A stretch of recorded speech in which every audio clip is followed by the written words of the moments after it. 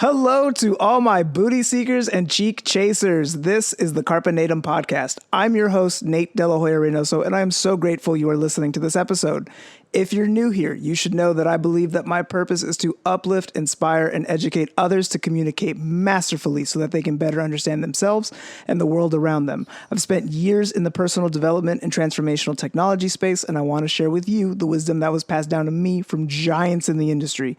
So if you're on a journey of self-mastery, just like me, looking to make dreams a reality and willing to be a leader for your family and community, then join me in seizing the butt cheeks of life and giving them a big ol' squeeze. Let's jump into the show.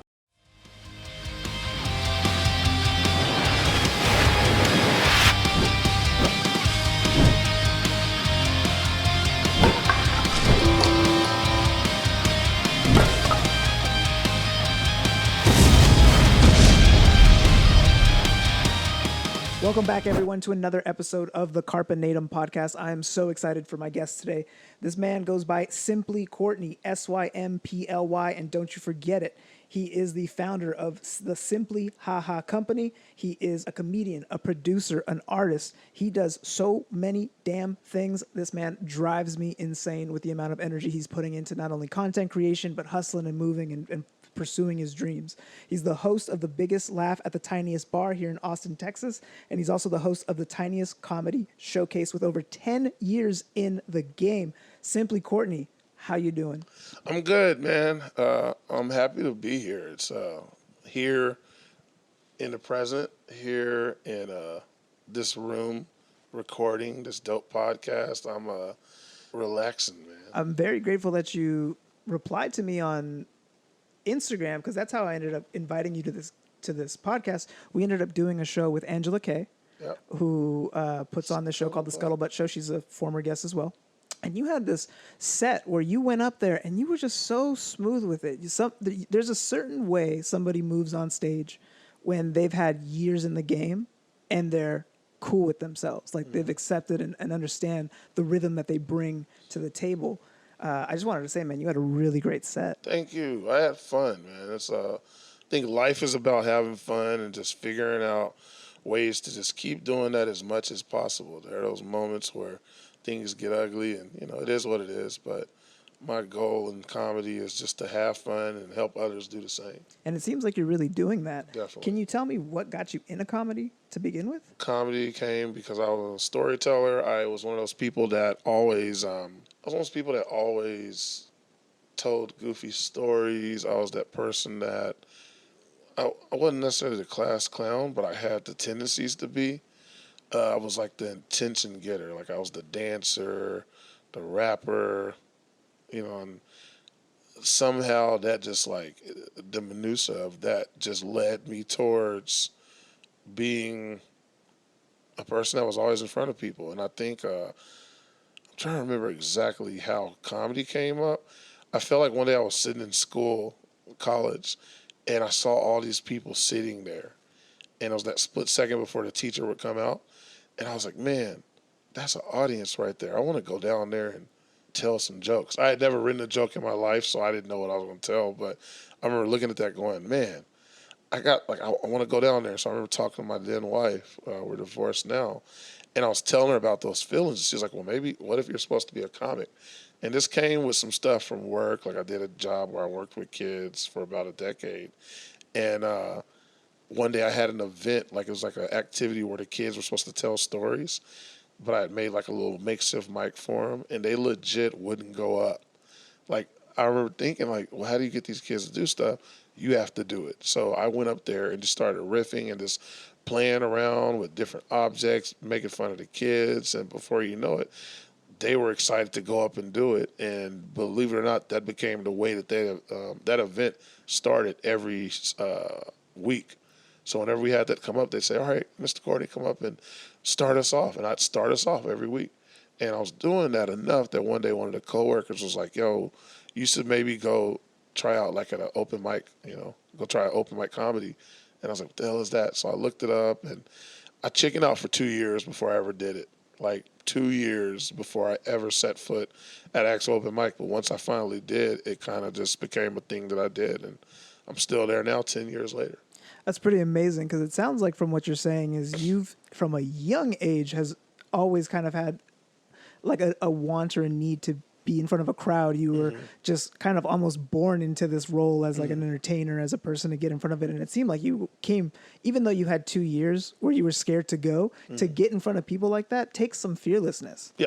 So you've had this in you. And then finally, when you did your first open mic, how did it go as planned? Did you do as well as you thought you should have done? Or because I look at my first one and I bombed heavily. The second one, I was able to take the lessons from the first one, slow down my timing, actually wait and let people laugh at the joke, and I got some giggles. So I thought like, okay, I did better my second time, and that's what made me continue, right? Because I knew I wasn't going to know whether I was going to be a comedian off of the first mic. Okay. Right? Like, and unlike Roderick McDaniels, who like crushed at his first open mic ever.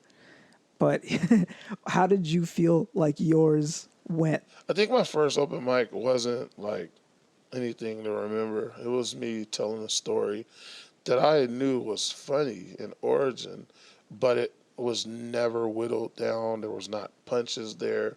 It was just talking about a funny story. You know, I had a car wreck, and the whole big thing was I had a car wreck, and the first thing I did instead of calling 911 is I called my best friend to tell him I had a car wreck. That was the whole story. It took me 5 minutes probably to tell that story that I just told you in like 2 sentences. Sure.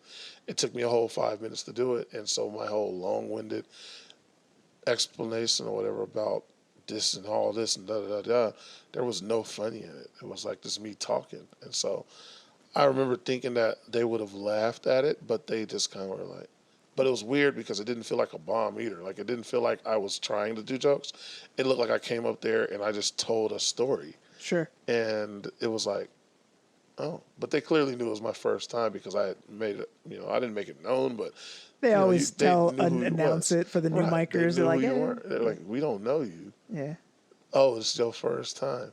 Everybody give it up for Courtney. It's his first time doing comedy. Yeah. And it was so weird because I remember a dude recorded me and I was like, what the hell is he doing? Like, it just felt weird. And to this day, I'm like, I wonder, did he record that because he was hoping I was going to bomb really bad? Or did he record it because he's a nice person and wanted to capture a potential whatever in the making? I don't know. I never had a chance to ask him, but I'll never forget just sitting there looking at him, smirking while he was recording it. It felt so wrong, but I was like, I didn't know how to talk to people through the mic. All I knew how to do was tell what I was talking about, know? Well, my first reaction in that scenario where my brain goes to immediately is like, fuck that dude. Second one is like, what, like you said, it could have been potentially he wanted to capture a moment. You never know. And I think that sometimes people might come at stuff with a negative heart. And you sometimes, if you're not really paying attention to them, that negativity won't even have any kind of bearing on you because you're doing your thing. You still have to be careful. But in that moment on stage, it was so pure that I didn't care.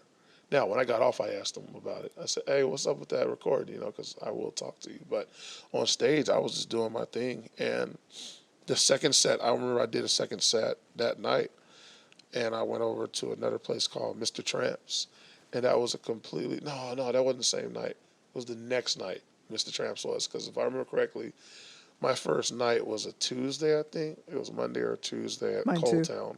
Yeah, early in the week is usually when you make that decision, right? Isn't that crazy? Midday open mic. I don't think people are thinking of trying to do open mic on Friday, which is probably why there's not a lot of open mics to begin with. Believe it or not, my first night was supposed to be a Friday. I just remembered I went to Cold Town. I got some bad information. I went to Cold Town on Friday with the intention of signing up to go to the open mic. I get there and they're like, it's a booked show. And I was like, okay, I want to perform. They're like, no, it's booked. And I was like, you signing a book? They're like, no. You are chosen to perform. And I was like, well, when can I come back? So you can come back Monday. So I literally worked up the courage to go up that Friday only to get turned away. And I had to wait, an additional 2 more days to go up Monday. And I always tell this part of the story. I think it's fun that you used to like write your name down and then they would give you like numbers, like little popsicle sticks, I think, with a number on that would let you know what your order was. And so I got mine. Mine was I think it was either 9 or 8. I think it was 8 because my lucky number is 8. And freaking this dude came up and was like, "Hey, can we get your spot? We just drove like 2 hours to get here. It took us 2 hours to get here." And I looked at him and I said, "No, it took me 2 years to get here." And I walked away, you know? That's what's up. Yeah. Hell yeah. It was like in my first moment of doing this, I was so serious about it that I wasn't going to let somebody else rob me of that. You Hell know? yeah. So I remember that moment of conviction was really dope to see and kind of think back on that. Even in my first like moments, I was gung ho about who I am and what I'm here to do, you know? I'm loving that kind of mindset. I'm loving the conviction that you had. I love the fact that you were able to push someone away so that you can get the spot, because I feel like not enough times do we do that for ourselves. And not that we have to push people out of our way, but sometimes to be nice, quote unquote, to be a good person, we give away opportunities that go straight to us. And yes, it was just an open mic draw, but how much did it take for you to be there? It's such a moment that I'm so happy that you did not let anybody rob you of that. That's some baller shit. I love that. It was terrifying to do that because at first I was worried that I was pissing somebody off or something. Somebody known. Somebody known, right? But then I reacted so quickly that I didn't have a chance. Like I remember when they talked to me, it was like somebody, like my spokesperson came out and answered that because I was like, oh, damn, you know, but Yeah. I meant it. It could have been the spirit, man. It could have been the true version of yourself, your highest potential, just coming out and being like, "Hey, man, this is Simply's turn." Mm-hmm. Now, I know that from what you mentioned earlier, how when I introduced you, you had said that you help people kind of get their name out there, do what they love, and follow their passions, the same way you're following yours. Can we know a little bit more about the Simply Haha? Oh, yeah, man. Simply High is something that came up during the pandemic. It originally, I didn't have a business. I didn't want to produce shows. And then somehow I started doing an online show. So I started doing an online show for Cold Town. Shout out to Cold Town. They wanted me to do an online show for them. So I was doing an online show for them on Zoom during the pandemic, during the high stages of it. And I just kind of kept doing it. Then something happened. You know, there were some things that happened where I ended up needing to take the show a little bit more under my own wing. And, you know, I started producing an online show. And so originally it was twice a month. It then kind of got reduced back to once a month. But either way, we did our thing. And it was one of those things, you know, sometimes you'd have good turnouts, sometimes you'd have not so good turnouts. But it was dope because every time I had comics on, more times than not, they had a great time. Mm-hmm. And it was something that I was like, man, I'm able to be who I am through the medium of online. So I had a friend that said, yo, you should consider doing these shows at apartment complexes. And I was like, huh? And I was still doing online, like I said. And so I just kind of came up with this idea to start pitching this service where I would put on a comedy show with some of my friends from around the country, and we would perform online for your residents. You set up a night. Obviously, you're paying because we're not doing it for free. And you're getting some good level quality and entertainment in the comfort of your home. So I originally just wanted to do that. Had a few shows. Then some people started asking, what about doing it in person? Well, once the restrictions lifted up, I started doing the shows in person and offering them to be done in person. And that's where I presently sit now. So, I mean, I'm about 6 months in. I didn't have a name. I didn't have a website. I didn't have a whole bunch of things.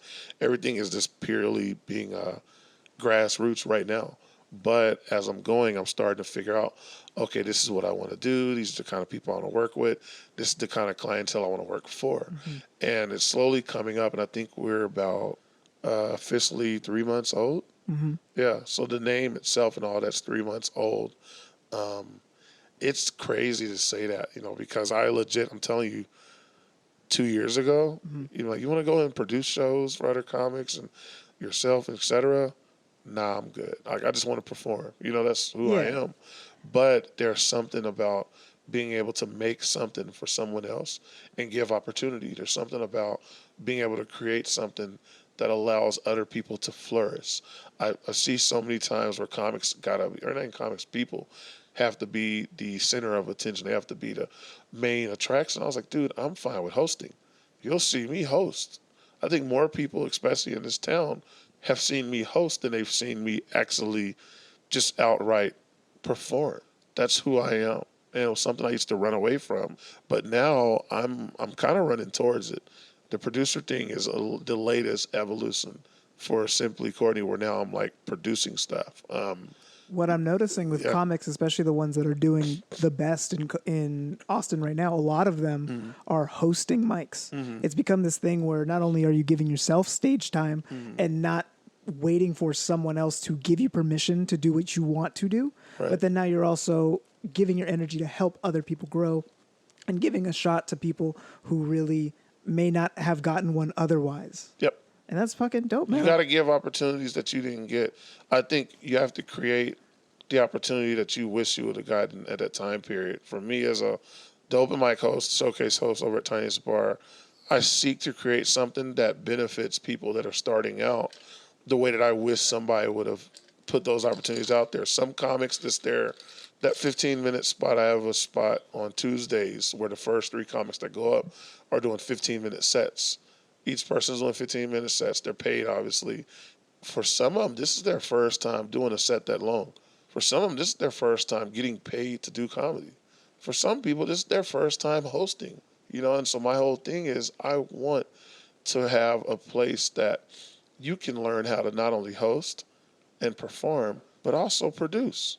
Also, go and solicit donations. Go and solicit sponsorship. Go and promote. Figure out, okay, what's my clientele? What's my demographic? Who's my audience? How am I going to get this product that I have to them? And now how am I going to, in turn, get them to come and patronize this establishment? How to make a not even a relationship, but a partnership, whereas you're as beneficial to the bar, theater, restaurant, room, whatever the spaces you're performing in, that you're as equally beneficial or mutually beneficial for them as they are to you. Because they are providing us a space, but we are providing them a service. There's little things like that, and those are things that I wish somebody would have been open to explaining when I was first starting. Obviously, I didn't want to produce shows, but I was always a curious person that wanted to know how. And if you gave me the information, I said, well, why is this person volunteering this information? And now I took it a step further. I said, no longer why are they volunteering it? Why is it going to be helpful for me either right now or in the future? So you start giving me information, I'm listening, I love it. I feel like it really goes back to like that fearlessness of being able to put yourself out there, having and knowing the intention that you are trying to accomplish, and then really just going for it. Because what you're doing, putting yourself in front of people, putting yourself out there, that takes a lot of guts, man. And to you, you almost speak of it as if it's just second nature. And that's some real talent. But I know that there's a lot of fear behind that, especially for people who are a year in, 3 months in, 5 months in. Because even with this podcast, it has been something where I've struggled with, what am I going to talk about with guests, topics that I have. This podcast, I know that by doing it more and through repetition, hopefully producing on its own and drawing people organically, which it's already doing, but to do it at a professional level, especially when you're comparing it to people like big podcasters, talking like the Joe Rogans, not even the Joe Rogans, but the smaller comics who are actually blowing up and getting specials because they put on a podcast, they develop their taste, they develop their style in that medium. But for you, I'm saying it looks like you're really putting yourself out there despite any potential failure, any potential fear. Can you speak to that? Definitely. I mean, life is about that. In my opinion, you don't get anything without taking a risk. You have to step into the proverbial wilderness, in my opinion and experiences at this point, to get something new or to go and do something that makes you go, wow. There has to be a part where you're like, I don't know how this is going to turn out. There has to be some kind of reckless abandon that takes place when you even make that choice to step out. Some people, they toe. I always use this weird thought that you might stick you stick your toe out into the pool and you're like, I don't know if it's cold or warm. That's a risk that you're taking. It's a very small one. But imagine you stick your foot out there and some hands come and grab you and pull you in, you know? Always a potential. Always, everything is potential, but I just always think that you have to be willing to put yourself out there to some extent for stuff you love. If it's something you don't love, I'm like, you don't have to stick yourself for that. Be safe. But if it's something you love and you want to keep it, or you want to go further with it, I think sometimes if you want to go further with something, you have to already start stepping towards that. Not faking it till you make it. I think it's a different mindset, but it's close. I think it's something where you have to be willing to get laughed at. You have to be willing to get turned down. My days are usually spent pitching this concept to different places, different businesses. And guess what? I get turned down sometimes. Sometimes people just hear my voice and they're like, I had somebody finally for the first time after hundreds of calls. I had somebody just straight up hang up in my face. Damn. That was the first. I was like, this is a really good idea that I'm offering you here. And you're absolutely saying no. I'm trying to think of this complex. Have I called this place yet? I don't think I have, but I've gotten close. I have a few areas that I'm learning now because I do work a lot of Austin and the greater Austin area that I'm like, this place doesn't want that. So I called it like, no, thank you, we're good. That's my normal, response that I'll get from some people. But I had a guy just straight up hang up. Wow. Did my whole intro. Hey, how are you doing? I'm Symply Courtney. The business I have is called Simply Haha. This is what we do. And he was just like, click. And I was like, ouch. Damn. I wonder if he thought you were automated. Just one of those bots that come in that just, I get a lot of calls and spam calls and they're just like an automated recording. The trick that I have to avoiding that is I call and I ask a question right up top. I'm about to get a little bit of game for a second. I call, and what I do is I do like a call and response. Like it's not like I already know what I'm going to say afterwards, but I do respond with whatever they say first. And so I'll call, I'm trying to get into the brain real quick. All right, so I go, hey, how are you doing? Like they usually answer and say their name. If I heard their name, then I can use it. If I didn't hear their name, then I'll say, oh, hey, how's it going? And so say, answer the phone, Patricia. Oh, hey, how are you doing, Patricia? How are you doing? I'm Simply Courtney. How's your day going? Before I get started, how's your day going? And so I'll be like, oh, I'm doing good, because they have to say how they're doing. Sure. Because those calls are usually recorded and they might be sitting where other people can hear them. They can't just outright be mean. And so I say, hey, Patricia, how are you doing? Hey, before I get into it, my name is Simply Courtney. How's your day going? Oh, my day's going good. And yours? They say something like that. I go, okay, I'm glad your day's going good. Also, my day's going good too.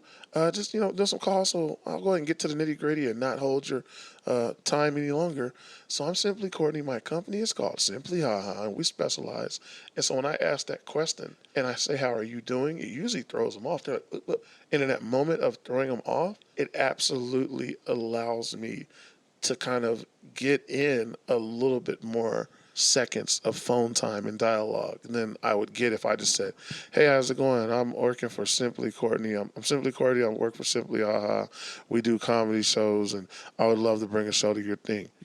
If I said that monotone. Yeah, with no energy, no one's going to want to believe in it. Right. If you don't even believe in it, how the hell is somebody else supposed to believe in you? You'd be shocked at how much that applies to so many things that you just said yourself. If you don't believe in it, why the hell would anybody else? Why the hell should anybody else? That's the biggest stuff. That's like telling material on stage. If you don't think these jokes are funny, why should somebody else think they're funny, Right. You can't just go up there with a half-assed concept, or maybe sometimes you can, depending if you're one of those types of people who write on stage.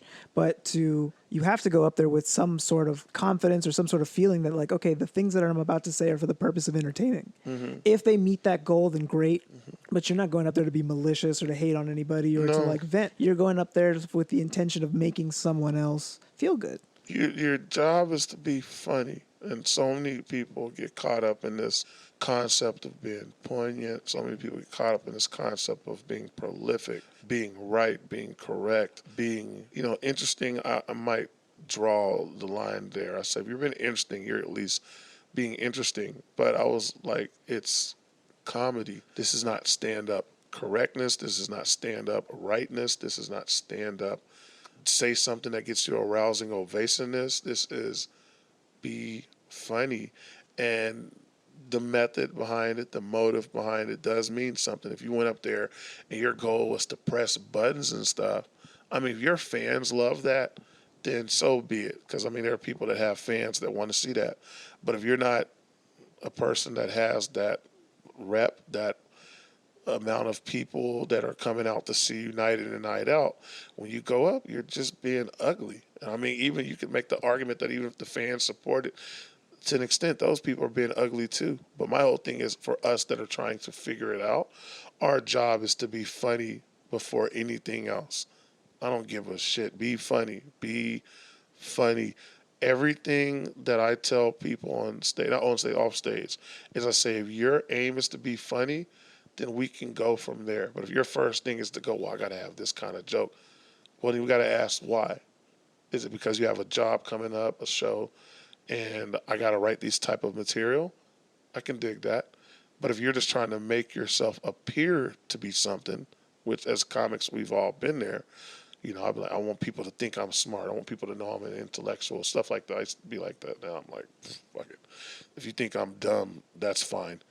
Think I'm done, whatever. But my whole thing was like, if you're trying to make people think you're something that you're not, eventually you're going to get found out.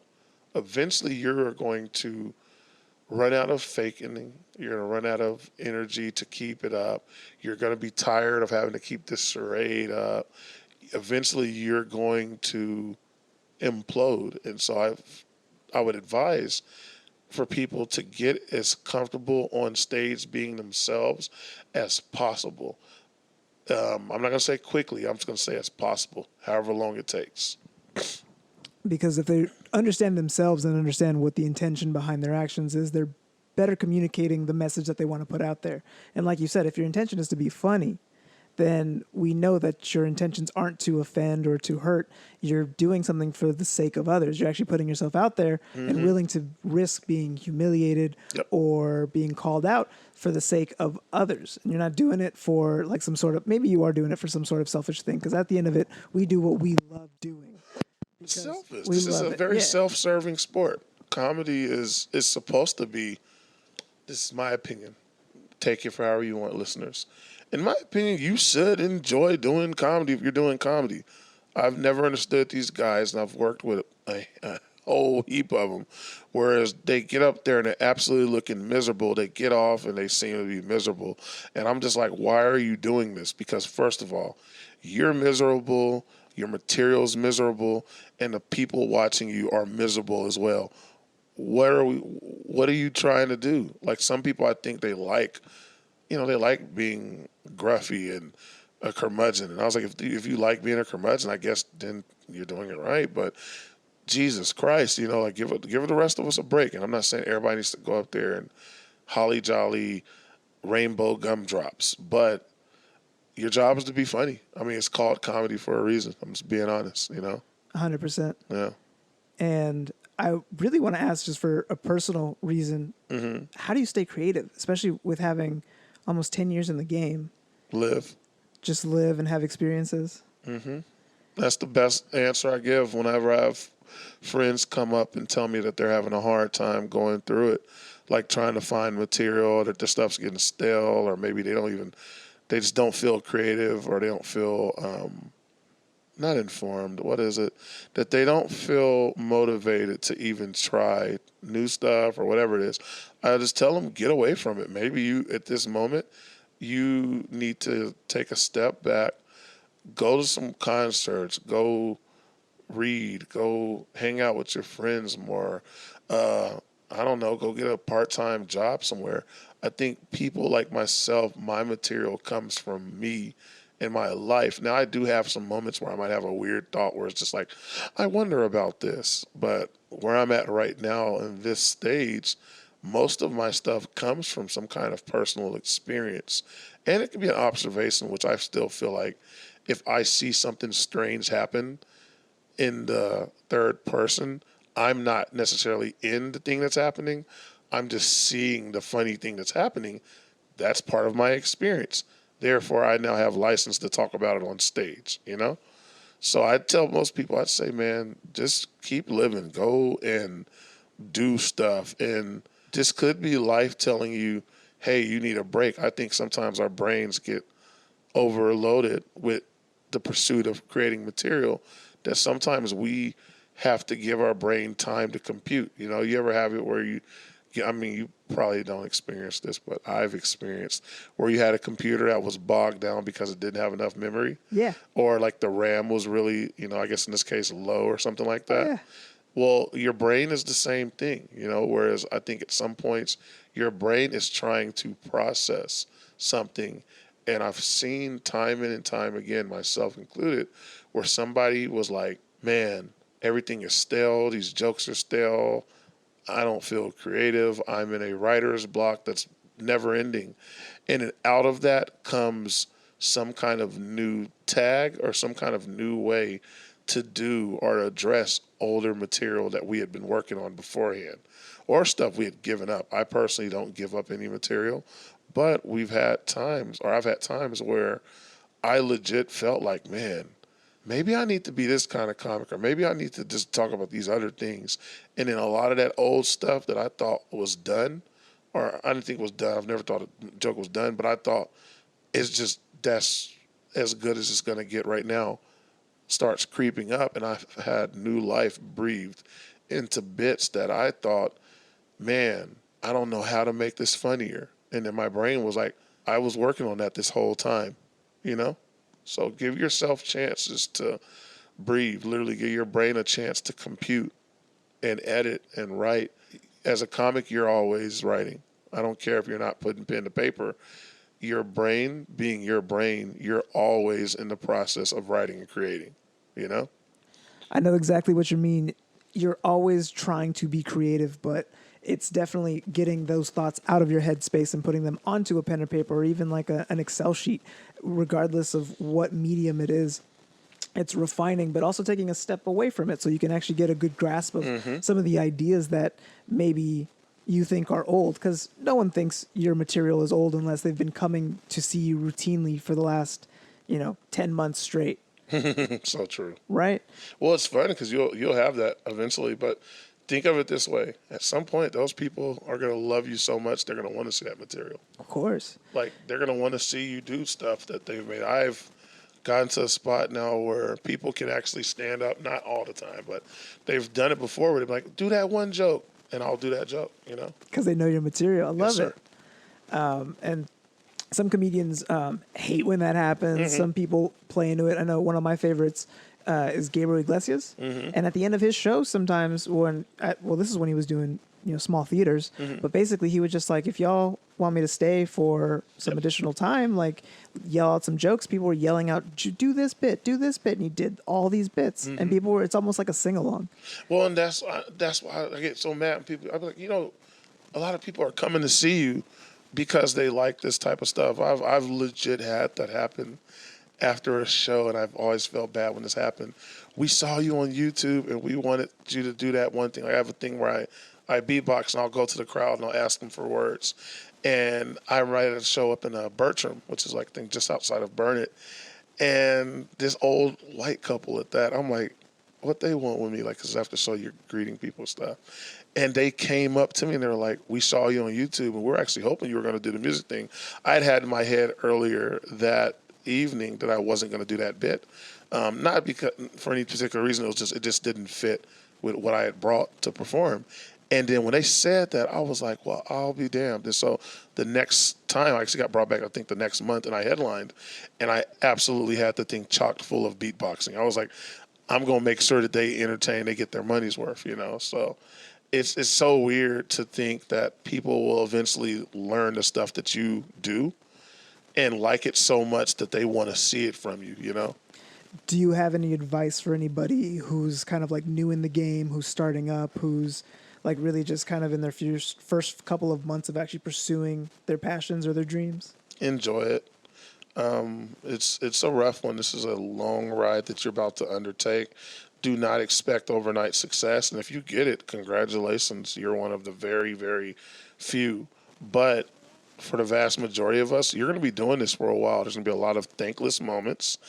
I can't stress that enough, and I don't want to make people sound like, they're hearing some kind of jaded old man. I'm not. I enjoy what I do, but, it does become moments where you're like, why? So keep track of your why. And if your why changes, be accepting of that, but make sure that some way or another, and this kind of ties into the name, My name is Symply Courtney, spelled with a Y. It's SYMPLY, COURTNY. The reason why that Y is there, it's to remind me, one, of why I do what I do. My kids, I want to make them proud of me. I want them to be able to, be supported by these goofy ideas that I have and thoughts that I have. It shows them it's okay to be creative and fail and put yourself in a position to potentially either succeed or fail. But also, I have a why. My why is my kids.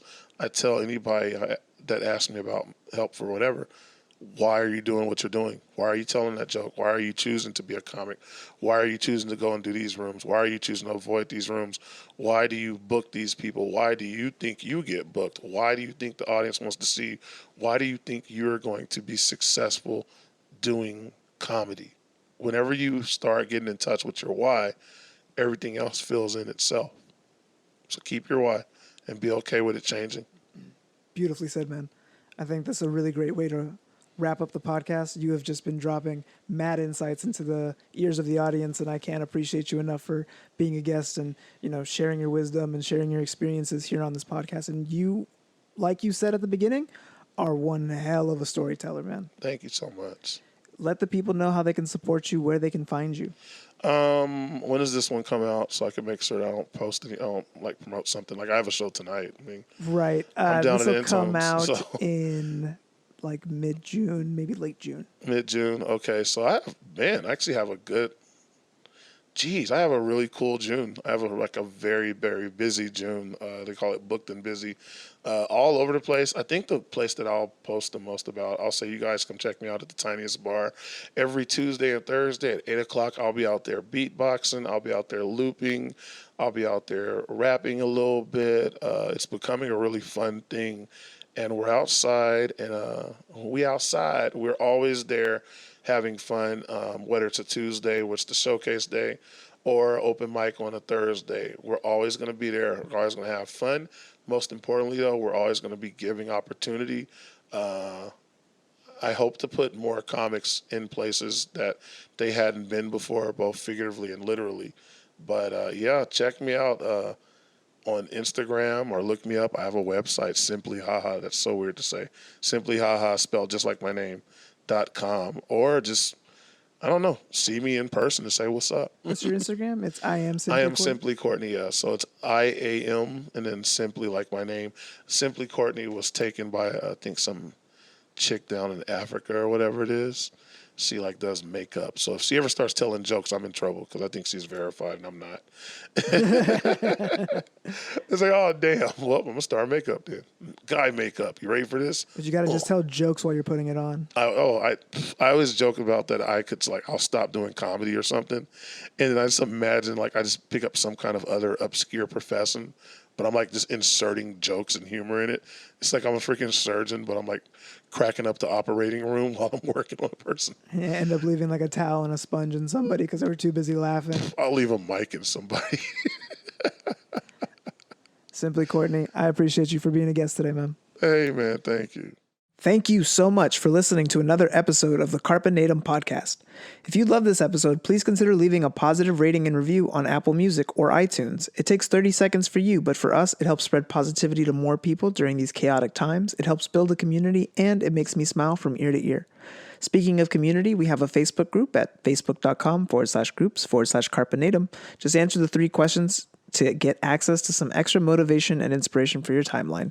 If you would like to support this podcast, screenshot this episode and share this to your story. Tag me at Carpe Natem 114. That's going to be my handle across all platforms, including TikTok, if you'd like to give me a follow. If you haven't already, please rate us and subscribe on Spotify or anywhere you enjoy your podcasts. And lastly, you can find all episodes, linked to resources, and opportunities for coaching and mentoring from me at carpenatem114.com.